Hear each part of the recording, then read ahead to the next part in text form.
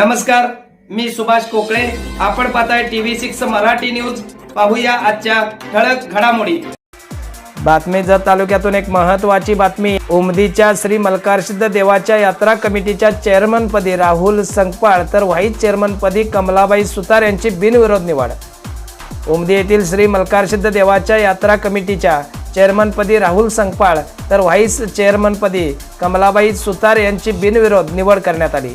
या निवडी उमदी ग्रामपंचायतीच्या ठिकाणी पार पडल्या. यावेळी ग्रामपंचायतीची बैठक बोलावण्यात आली. या बैठकीमध्ये सरपंच दुंडाप्पा तेली, उपसरपंच मलकारी बाबर, ग्रामसेवक कोरे व सर्व सदस्य उपस्थित होते. सालाबादाप्रमाणे याही वर्षी गुढीपाडव्याच्या दिवशीपासून म्हणजे 19 तारखेपासून यात्रेला सुरुवात होते. ही यात्रा 8 दिवस असते. यात्रेत जनावरे दक्षिण कर्नाटक व उत्तर महाराष्ट्रातून मोठ्या प्रमाणात दाखल होतात. कोट्यावधी रुपयांची उलाढाल या यात्रेमध्ये होते.